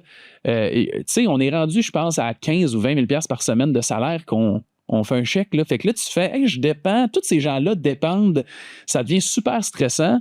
Si tu n'as pas de quelque chose de l'histoire de je fais quelque chose qui est plus grand que moi, ça devient. T'en viens pas à bout. Fait que moi, c'est ça. Dès que la vie vient difficile, je suis comme j'accepte que c'est un choix. Fait que ma perception est juste comme. J'aime ça. C'est ça le mandat que je me suis dit. C'est que j'ai accepté que moi, j'allais gérer des gros problèmes parce que plus tu as des gros projets, plus il vient des gros problèmes. C'est sûr. Puis ça va faire partie de mon jeu parce que les résultats en vaut la chandelle. Fait que je pense que cette mission-là est importante de le faire. Puis après, de juste changer la perception, comme je viens de le dire avec les problèmes, que tu le veuilles ou non, tu vas régler un problème à la fois dans ta journée, que tu le fasses dans un état d'esprit négatif ou positif, ça ira pas plus vite. Non. Tu vas juste passer une journée positive ou une journée négative. Donc, il faut apprendre à juste changer ça. Puis, ça se fait beaucoup plus facilement qu'on pense. Des fois, les gens ils pensent que non. Ce que tu fais, en fait, c'est juste un choix. Là. Tu fais le choix d'adopter ton attitude positive par rapport à ça. Tu l'as dit, là, c'est bien dit, comme tu l'as dit, que je le gère dans le stress, dans l'anxiété, dans le si ça va mal aller, ou dans le positif, puis on va trouver une solution, puis ça va bien aller. Il faut que tu le gères pareil. Il faut que tu passes au travers de cette épreuve-là pareil, d'une manière ou d'une autre. Fait que choisis donc. On a une perception qu'on peut aller plus vite. C'est ça. Moi, je vais te donner un exemple là, vraiment concret. Moi, j'étais le genre de personne avant que. Je me rappelle, je vais te donner un exemple parfait. Je suis sur une artère principale à Chicoutimi, tu sais, fait que dans plein milieu de la ville, c'est un 2 voies. T'sais. J'arrive sur une lumière à virer rouge au moment où je suis dessus, tu sais. Puis là, je suis comme pressé.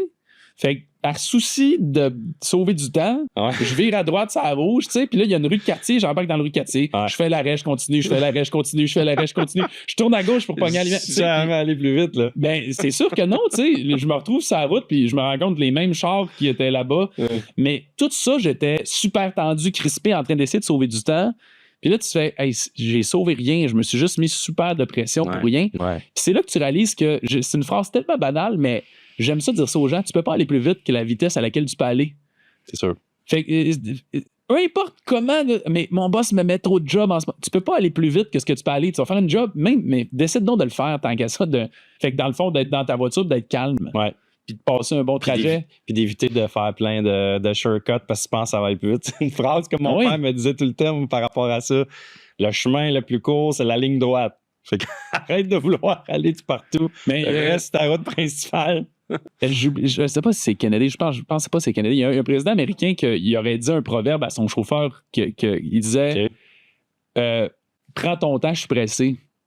Parce qu'il est comme au moment où tu vas aller vite, il faut juste pas que tu fasses d'erreur. Ouais, c'est ça. Si tu fais un accident, c'est comme quand tu vas trop vite, c'est là que tu fais des erreurs. C'est là que tu fais des erreurs. Puis t'es pris là, pareil. Puis là, tout s'accumule, ça devient pire, tu sais. Ben, c'est le même dans bien des choses dans la vie aussi, c'est intéressant. Puis tu sais, t'es humain. Hein? À moins que tu sois une machine et qu'on le sache pas. Là. Non. L'humain a différentes émotions, il y a différentes périodes plus rock and roll que d'autres. Comment est-ce que tu fais, toi, quand tu arrives? Parce que toi aussi, tu dois avoir des mauvaises journées comme tout le monde. La différence, souvent, c'est comment on sort de cette zone-là pour se remettre le plus rapidement possible dans ce que moi j'appelle notre zone d'excellence. Quand c'est une journée que c'est moins, je sais pas, des différents défis qui se passent dans ta vie ou juste la motivation est moins là, ça peut arriver. Qu'est-ce que tu fais pour tout de suite te ramener dans ta zone d'excellence à toi? Là, il y a deux affaires là-dedans. La motivation, c'est un peu différent des mauvaises journées. Je suis quelqu'un, je pense, en lien avec ce qu'on vient de dire là, que c'est assez dur là, que je sois vraiment comme si c'était une mauvaise journée aujourd'hui. Encore une fois, c'est une histoire de croyance. J'entretiens la croyance parce qu'elle me sert que ça arrive, puis éventuellement, ça va aller mieux. Puis, ce que j'ai dit tantôt, là, l'histoire de essayer de réfléchir à quel point dans la vie, notre mandat, c'est de résoudre des problèmes tout le temps. Mm-hmm. Puis en général, ceux qui ont le plus dans la vie sont ceux qui ont la capacité à gérer les plus gros problèmes. Puis je parle même pas juste d'argent là-dedans. Dans ta vie, ça va être la même affaire. Le fait d'avoir une maison versus de vivre en appartement, une maison, c'est juste des fucking problèmes que tu passes ton temps à gérer. Tu sais, fait que ça revient un peu tout le temps à ça. Et que ça revient beaucoup dans le fait d'accepter cette réalité-là. Fait que moi, là, Si, mettons, pour en venir à ça, j'ai déjà commencé à écrire le livre que je vais publier en janvier, qui risque d'être sur le thème de l'identité, la préparation mentale, tout ce thème-là. Puis j'ai pas le choix d'aborder le bonheur là-dedans. Parce que dès l'instant où on commence à parler de performance, on se projette dans des résultats. Là, je veux faire tel revenu, je vais avoir tel poids. Puis on oublie que la fondation de la vie, c'est d'abord d'être heureux. Là. C'est comme, tu te lèves, tu veux être heureux. Une fois que tu fais, bon, je suis heureux, là, va à conquête de d'autres affaires. On a tendance à oublier ça. Fait que je me suis dit comme, OK, je vais en parler du fait que faites pas ce que je dis dans le livre, puis soyez pas à conquête de l'abondance folle puis financière si vous ne cherchez pas d'abord à être heureux. J'essaie de me dire, j'aime essayer de rendre les choses le plus simple possible dans l'explication qui sont, puis je me disais, le bonheur, dans le fond, c'est quoi? Puis à force de réfléchir à ça, j'ai réalisé que, à mon avis... C'est quoi le bonheur pour toi? Pour moi, c'est juste l'acceptation. C'est directement parce que j'essaie de penser au pire scénario, là, les gens qui vivent dans des milieux défavorisés, le monde qui perd des... Tu sais, je pense souvent j'ai écouté le documentaire de Bill Gates sur Netflix où il a pris sa retraite de Windows puis il a créé des fondations. Puis il y a une fondation là-dedans que le but, c'est d'essayer de trouver des solutions parce que en Afrique, il y a comme je sais pas combien de centaines de milliers de personnes qui meurent, des enfants de diarrhée parce qu'ils n'ont pas de système de toilette, puis c'est fou, hein? Ça va des rivières, puis eux autres, ils boivent cette eau-là, fait qu'il y a un enfant à diarrhée, puis il meurt de sa diarrhée, tu sais. Puis les stats, il n'y avait pas de sens, puis je me disais, c'est fascinant qu'eux autres, je pense à mes filles, tu sais, que là, ils ont 8 et 10, puis je me dis, mettons, ma fille de 10, ben, ça se pourrait que sa sœur de 8 meure, puis elle serait comme, ben oui, ça se peut, parce que mon deuxième voisin aussi, ça est arrivé à son frère, puis l'autre, ça fait partie de leur vie, puis ils font... ben, il faut continuer d'avancer, puis je vais aller jouer au soccer, tu sais, avec un ballon tout croche. Puis là, tu te dis, moi, je me plains, puis j'ai tout pas ça, j'ai le système médical. J'aime ça comparer les pires scénarios parce que ça te fait réaliser, il y a où le bonheur là-dedans de bord? Comment ces gens font pour être heureux? Puis pour moi, ça se résume juste à ce concept-là d'acceptation. C'est d'accepter absolument tout ce que tu ne contrôles pas. Accepter que tu peux perdre tous les proches autour de toi n'importe quand. Le fait que tu peux être malade aujourd'hui puis demain. Le fait que tu peux avoir un accident, perdre tes jambes demain. Dès l'instant où tu es capable d'accepter que tout ça arrive, là, toute la friction se termine puis tu te mets à vivre dans ce qui vient là, dans un état d'esprit positif. Tu n'as pas le contrôle là-dessus. C'est quand tu te bats contre ça que tu es dans une situation de malheur. Tu sais. Exactement. C'est quand tu essaies de contrôler les choses que tu peux pas contrôler, c'est sûr que ça l'aide pas. Puis tu sais, le bonheur, c'est pas quelque chose que tu atteins, c'est quelque chose que tu vis à tous les jours. Tu sais, c'est un état d'esprit, c'est comment tu te sens, comment tu te perçois. C'est effectivement qu'il y a beaucoup, beaucoup d'acceptation. Puis c'est ça qui empêche une grosse majorité de la population de dire « je suis heureux ». Il y a plein de choses qu'ils n'acceptent pas, soit de eux ou soit de la situation dans laquelle ils sont ou des choses qui peuvent arriver. Après ça, tu es résilient à tout. Ben oui. Peu importe ce qui t'arrive, tu trouves le moyen de... Oui. Ça a l'air sadique, mais en tout cas, moi, philosophiquement, je vois pas d'autre façon. Fait que ça, c'est ma façon de gérer le côté journée de marde. Ouais. Je suis tout le temps un peu comme dans... Ben, la vie, elle nous a dit qu'on va passer à travers ça, puis on va trouver une solution comme à chaque fois qu'on a trouvé une solution. Exact. Les pires scénarios sont jamais si pires que ça dans notre société. Combien de fois qu'on s'invente les pires scénarios possibles dans notre... c'est à la base de tout ce qui est l'angoisse, l'anxiété. Oui, c'est ça. C'est d'imaginer des scénarios catastrophes qui, 99,999% du temps, arriveront pas pendant tout, ou vont arriver différemment. Fait. Si, mettons, je fais faillite, je perds ma maison, moi, travailler chez McDo, puis j'habite dans un appartement. J'ai encore un toit sur la tête, j'ai encore le système de santé qui est là. T'es encore vivant, t'es encore en santé, t'es encore capable de faire d'autres choses de ta vie. Pourquoi on est autant attaché à notre maison ou notre Parce que les gens ont peur de l'inconfort. Les gens ont peur de... En tout cas, c'est un peu ça. Fait que moi, je suis un grand détachement là-dedans. Je suis prêt à tout perdre en tout temps. Puis je suis comme, on contrôle pas ça. Je prends rien pour acquis. Fait que ça fait que je suis rarement dans un état de comment... Ma blonde, ça arrive un peu plus. Puis je vais être là pour juste faire... En faisant ce qu'on fait, c'est ce qu'on a accepté de gérer ces mandats-là. Ouais. Si on n'est pas content, on shut down de la compagnie puis on va aller sur une job. On fait d'autres choses. That's it. Que ça reste encore là, c'est un choix que tu fais à tous les jours d'amener cette business-là, cette mission-là à un autre niveau. C'est très connecté à la mission. Ben, c'est très connecté à la mission. Si la mission est forte, en général, tu es prêt à payer le prix. C'est clair. J'ai envie de te demander, qu'est-ce que les gens ne savent pas d'Alex Boily? C'est une bonne question. Surtout, je te sens un livre, mais là, c'est dur à dire là-dedans. Qu'est-ce que tu sais pas de moi? Qu'est-ce qui serait surprenant, mettons? Je pense que l'affaire la plus simple, j'aimerais dire ça, en tout cas, je ne sais pas si c'est le cas, mais j'aimerais dire aux gens, comme tu l'as dit tantôt, que je suis vraiment quelqu'un d'ordinaire. Je me suis souvent décrit, et je le dirai encore aujourd'hui, je me rappelle au début de ma carrière, je disais, une de mes forces, c'est d'être ordinaire. Je pense que j'ai réalisé ça au secondaire. Au secondaire, j'ai réalisé vite, hey, ce que je vis, là, tout le monde vit ça tout le temps. Je suis pas quelqu'un là, de surdoué. Là. Moi, à l'école, j'avais plus ou moins 80. J'avais des bonnes notes, là, ça allait bien, là, mais j'avais plus ou moins 80 là, dans mes notes. Je n'étais pas la personne qui avait 95 puis 90. C'était encore le cas aujourd'hui. J'ai jamais été le meilleur d'un sport que je faisais. Fait que, j'ai pas... Je suis pas quelqu'un qui est... Mais le succès m'a grandement intéressé toute ma vie. Puis là, plus ça va, puis je suis extrêmement discipliné dans les petites actions que j'essaie d'entreprendre. Puis je pense que ma vie mène mon succès en affaires, le succès dans ma santé, athlétiquement, dans ma famille, dans mon couple. Ça arrête juste de continuer de progresser.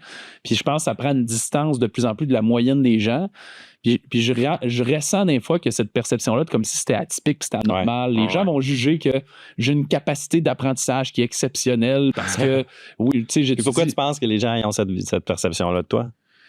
Ça va être souvent ce qu'on me dit. Ça veut dire que le monde ne comprenne pas pourquoi je comprends autant l'alimentation, pas autant l'entraînement. Puis, tu sais, honnêtement, le facteur, c'est l'effet cumulé de... les années les années d'apprentissage. D'investissement là-dedans, autrement dit, mais il y a une facilité que j'ai, c'est que je suis réellement passionné de ça. Fait que quelqu'un qui c'est un calvaire d'aller étudier ça constamment, tu sais, no joke, là, je me suis inscrit à la formation de naturopathie, puis c'est tout à distance. Puis ma routine de vie fait que je commence à peu près à 8h30 après. Tu sais, je finis, mais les filles, ils partent à l'école à peu près à 8h le matin. À 8h30, normalement, je commence à travailler. Puis là, ça finit pas vraiment parce qu'ils font de la gymnastique, là, puis on a une demi-heure pour les faire souper le soir. Fait que là, tout est collé dans mon agenda jusqu'à... Je reviens à la maison à 8h30 à peu près, le soir. Puis normalement, je suis un peu fatigué, puis là, je commence à me préparer. Mais j'aime tellement ça apprendre que là, je fais ma formation de naturopathie. Entre le 8h et le 8h30, j'ai réussi peut-être à faire un module ou deux. Puis à 8h30 le soir, j'ai du fun à aller. J'ai comme. C'est parce que t'es passionné. C'est ça, tu sais. Fait que ça, c'est la seule affaire que je dirais que je peux peut-être avoir un avantage sur les gens. Puis c'est ce qui me dirait, trouvez votre fucking passion à vous autres. C'est ça. Mais c'est ça le problème. Là-dedans, ceux qui vont avoir des commentaires comme ça, c'est qu'eux, ils n'en ont pas de passion. Mais tout le monde peut se trouver une passion. Puis à part l'alimentation, la santé, l'exercice physique, c'est quoi t'as-tu d'autres passions? Quoi d'autre qui te passionne dans la vie? Mon plus gros défi, mettons, c'est que je suis passionné de tout. C'est vraiment comme une des grosses... Vraiment, là, n'importe quoi m'intéresse. Fait que ça, c'est vraiment un de mes gros défis dans la vie. Mais mettons, ce que je mets en action pas mal, l'entrepreneuriat est définitivement quelque chose qui m'obsède. Ouais. C'est une passion aussi, l'entrepreneuriat. Oui, vraiment. Puis pourquoi je pense, c'est qu'il n'y a pas de limite à ça. L'alimentation, là... si tu prends un an de ta vie puis tu dis tout le développement que je fais, je le fais sur l'alimentation, tu vas avoir fait le tour de la question. Ouais. Puis après, la recherche avance tellement lentement comparé à ta capacité d'apprendre que tu as juste besoin de te mettre à jour régulièrement. Ce qui fait que la santé, là, étant un peu hyperactif puis le désir d'apprendre, un moment donné, ça a fini par comme m'éteindre un peu plus parce qu'il n'y avait pas tant de nouveautés. Mais l'entrepreneuriat, c'est l'infini. Là. Ça l'arrête jamais. Je pourrais en avoir 12 des entreprises si je veux. Puis, fait que ça me fait capoter bien gros. Mais l'histoire d'autres performances, tout m'intéresse là-dedans. Fait que les finances, ça m'intéresse. La relation, la question de conflit, la communication, le leadership, ça m'intéresse. C'est comment éduquer mes enfants, ça m'intéresse. Quel âge, ça? Tous tes enfants? 8 puis 10. 8 puis 10. Fait que je suis bien obsédé là-dedans. Fait apprendre tout court, c'est quelque chose que j'aime. Essayer de le vulgariser, de le simplifier. Puis je pense vraiment que c'est la clé à n'importe quel type d'abondance. Peu importe le problème que tu as, il y a quelqu'un qui l'a déjà eu, qui est meilleur que toi, qui a déjà trouvé la solution. Fait que comme étudie ça, puis aie-le. Fait que c'est un petit peu de la façon que j'aborde la vie. Mais c'est probablement les passions que j'ai. Une affaire que les gens seraient peut-être surpris de savoir là, dans l'étiquette que je peux avoir des fois, c'est que je suis pas parfait. Là. Des fois, les gens ont tendance à penser que parce qu'on écrit ça, on est parfait, mais on a les mêmes défis humains. Nous autres aussi, on les a. Fait que on est dans la quête tout le temps de progresser. Je suis vraiment une bébite à sucre. Fait que j'en mange très peu quand même. Là, mais puis t'arrives à... C'est ça, parce que tu connais les impacts, donc t'arrives à te contrôler, mais t'as une bébite à sucre. Le monde rit tout le temps parce que les gens qui le savent pas, une couple d'années, 2-3 ans peut-être, j'étais à un événement entrepreneurial, puis j'avais amené mon directeur marketing parce que je pouvais avoir un invité, tu sais, puis il me connaît depuis super longtemps, mais on s'est pas côtoyé tant que ça. On travaille presque à toute distance, puis là, on est à l'événement, puis on sort pendant la pause, puis il y a un buffet que de cochonneries. Ah non. Il y a genre un bol de Skittles au complet, des barres de chocolat, puis là, puis je passe en avant, puis je suis comme pourquoi ils mettent ça là? Puis je suis comme en plus, c'est en conférence, tu vas être concentré. Puis là, il est comme tu fais-tu une blague là ou t'es sérieux? Je suis comme non, je me sacrais la tête dans le bol en ce moment. Puis là, il trouvait ça vraiment drôle. Il savait pas. Il est comme si c'est vrai. Lui, c'est le genre de gars c'est l'inverse. Il est comme. Il y a du monde de même qui est indifférent de ce qu'il mange. Là. Ils sont comme ils mangeraient la viande hachée et du légume à tout repas pour le reste de leur vie. Puis ils sont comme je mange parce que je suis obligé. C'est ça. Moi, c'est pas ça. Là, fait que ça, les gens sont souvent étonnés de ça. Fait que c'était bien un combat. Fait que chez nous, il n'y a rien de sucré. Okay. Tu cuisines-tu beaucoup ou c'est plus ta blonde? De moins en moins, j'aime beaucoup. Ah, mais tu vois, ça, c'est quelque chose que les gens ne savent pas. J'aime vraiment beaucoup cuisiner. Là, j'ai juste de moins en moins le temps, fait que je le fais pas tant, mais mettons, là, dans les dernières années, c'est mon genre que à Noël, pendant le jour de l'an, j'invite toute la famille, on est 15, puis je fais comme 7 services. Ah ouais, hein? Puis là, je traite là, puis je vais faire tout de A à Z. Là. S'il y a de la pâte feuilletée, je la fais moi-même. S'il y a des raviolis, je les fais moi-même. Ah ouais. C'est comme puis quelle huile tu prends pour cuisiner? On dirait que tu cherches une autre réponse. On est obligé de dire à ma blonde qu'on a une coupe d'huile achetée dans l'armoire à la maison. Pas nécessairement ça. L'huile de sésame, ça peut faire aussi. C'est juste qu'on dirait que notre corps semble être moins adapté à consommer à grosse quantité. En tout cas, fait que c'est un peu ça. Excellent. Écoute, j'ai une dernière question pour toi. Mon Dieu, on pourrait parler pendant des heures. À un moment donné, il faut que ça finisse un podcast. En fait, j'ai 2 questions. Avant de te poser ma dernière question, je vais t'en poser un autre. Y a-t-il quelque chose dans ce que tu enseignes? Tu sais, la fameuse expression cordonnier mal chaussé. Tu sais, y a-t-il quelque chose que tu prônes, t'enseignes, mais Caroline, c'est un défi pour toi-même de l'appliquer? C'est un peu drôle parce que les gens ne sauront pas nécessairement ça. Je vais t'avouer là, que le concept de cordonnier mal chaussé, j'haïs ça, Anastasie. Ah oui, hein? Mais parce que j'essaie vraiment de ne pas être ça parce que, de un, là, si tu veux être mon coach un jour dans ta vie, ça va être vraiment dur de me convaincre si tu n'as pas les résultats déjà dans ta vie. C'est sûr, c'est clair. C'est drôle, ma fille, je voyais les choses vraiment grosses, mais dernièrement, elle arrive de l'école, puis elle me dit aujourd'hui, on a une formation financière là, sur l'argent. Oh. Puis là, je fais comme cool, tu sais, puis là, je fais c'est qui donnait ça? C'était quelqu'un qui venait ou c'était, je pense que c'était sa prof ou c'était peut-être quelqu'un d'une institution financière, je sais pas. OK. Puis là, j'ai dit la personne qui te donnait des conseils, avait-tu beaucoup d'argent? Ouais, c'est ça. Ouais, comme, je sais pas, j'ai pas demandé. C'était un peu important. Oui. Mais, tu sais, je dis, puis c'était absurde. Là, il apprenait les devises, puis les piastres, puis les sous. Puis, tu sais, c'était vraiment banal. Là. C'était pas finalement tant que ça financière de l'affaire. Mais je suis un peu obsédé là-dessus. Ça veut dire que si tu n'as pas de résultats, il va falloir que tu aies des clients qui aient des fucking résultats. Puis je fais, OK, tu es un bon enseignant, mais tu as des problèmes personnels qui fait que tu n'es pas capable d'appliquer ça. C'est comme un médecin qui fumerait, qui ne prend pas soin de sa santé. Il y en a ça, je sais, c'est pour ça que c'est pas cohérent. Ça marche pas, ça manque de cohérence. En tout cas, ça, j'ai de la misère avec ça. Fait que je vis un profond complexe s'il y a de quoi que j'enseigne que je fais pas.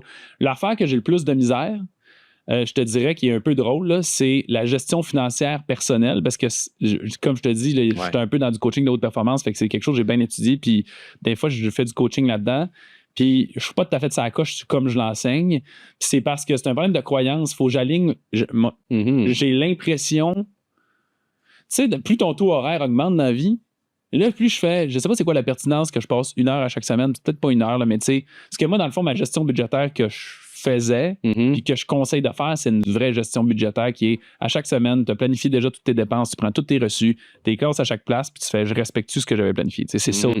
Mais ça prend du temps, puis tout ça sous prétexte de sauver une poignée de 100, 1000 piastres, 2000, tu sais, whatever, à la fin de l'année pour être sûr. Et là, je me dis comme, si ton taux horaire, c'est rendu du 100, 150 piastres, 200 piastres, 300, puis là, je fais, à toutes les semaines, je passe une demi-heure pour faire ça, fait que techniquement, je perds 150 piastres de mon temps pour...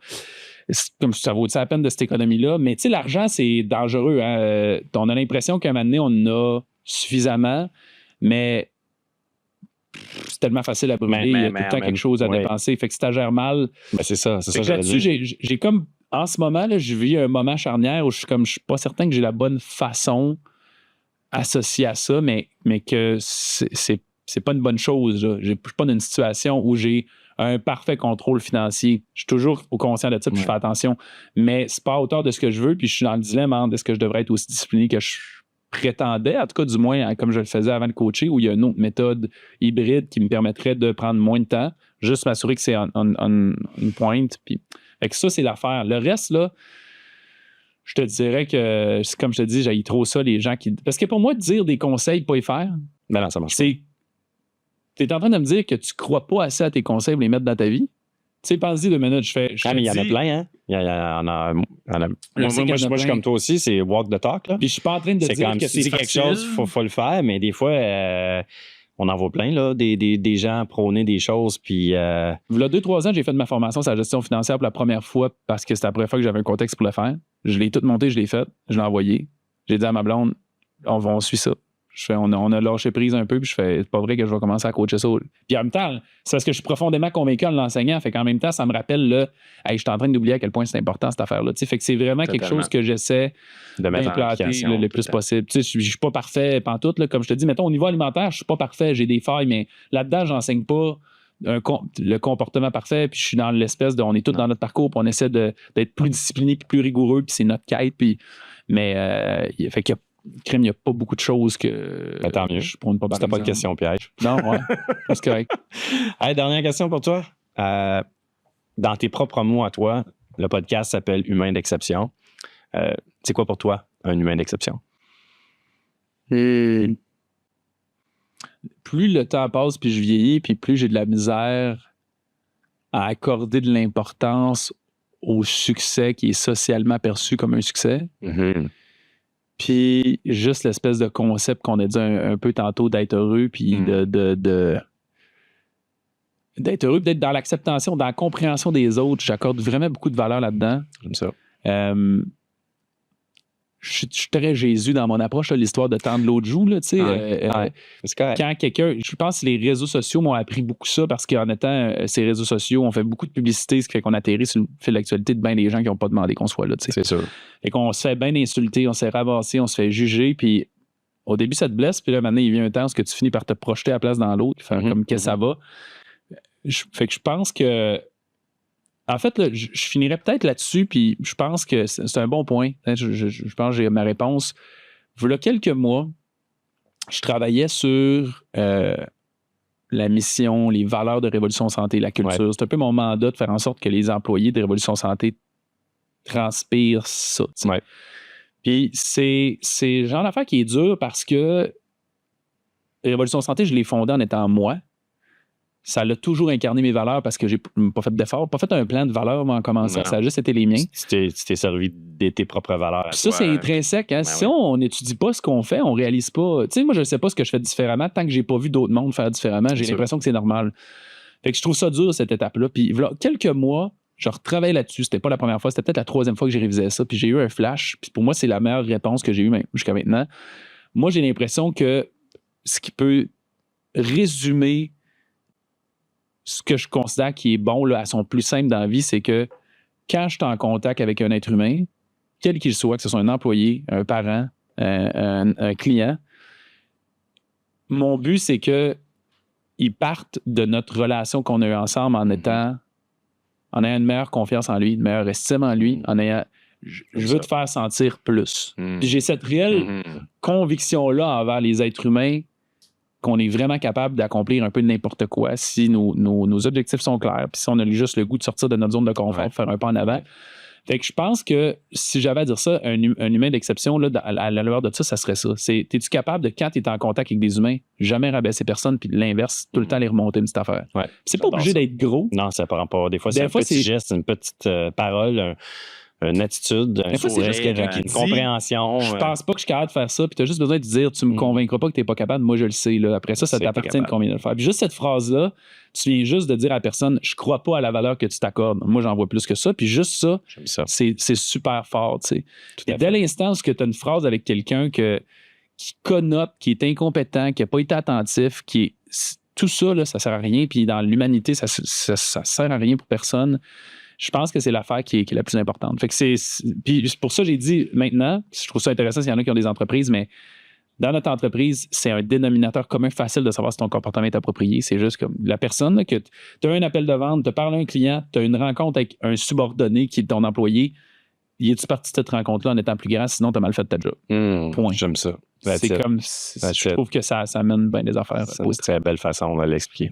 Ben, super. Puis ça paraît aussi dans dans la conférence hier, dans tes vidéos que je vois, juste dans l'introduction de ton livre, tu sais, ça se ressent, ça, que tu as ça. Tu as le développé, oui, tu as la santé globale de l'humain à cœur, mais tu as aussi son développement. Ouais. Aussi, tu parles beaucoup d'estime, de confiance. Il y a beaucoup de choses qui reviennent à ça, qui est comme ta mission, c'est la santé, mais en même temps, dans l'optique aussi que ça t'aide dans ton développement, dans ton estime, dans ta confiance. Je pense que c'est ma sensibilité qui crée ça. Ouais. Aujourd'hui, je me considérais assez invulnérable émotionnellement parce que j'essayais d'observer ça un moment donné parce que Même des fois, j'ai l'air apathique. En lien avec l'acceptation, là, Ouais. des fois, quand il y a de la mort, du décès, de la maladie, j'ai l'air un peu comme... je suis un peu triste, mais j'ai de la facilité à faire.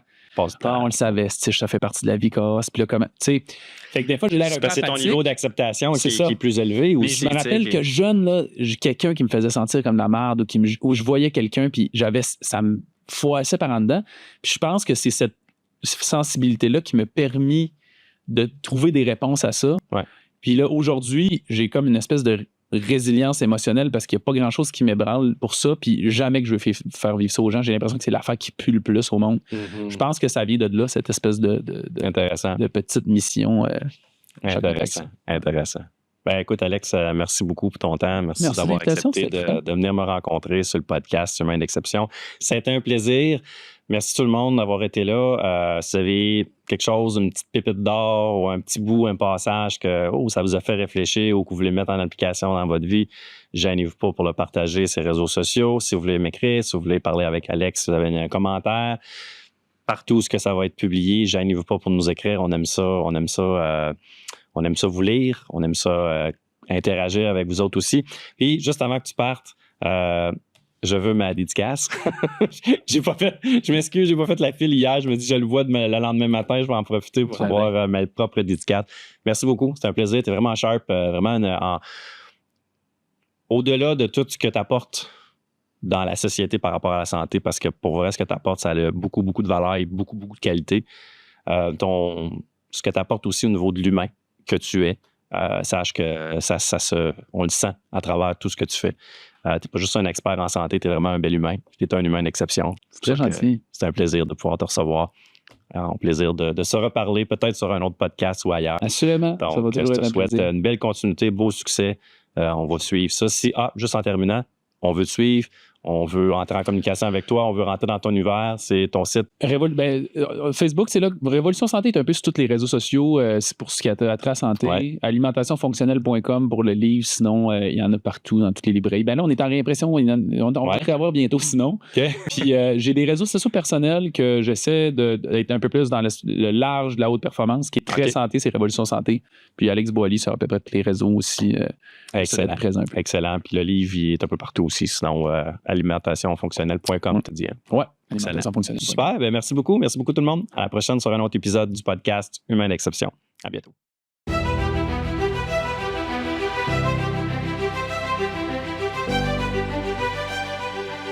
Nous sommes tous des humains.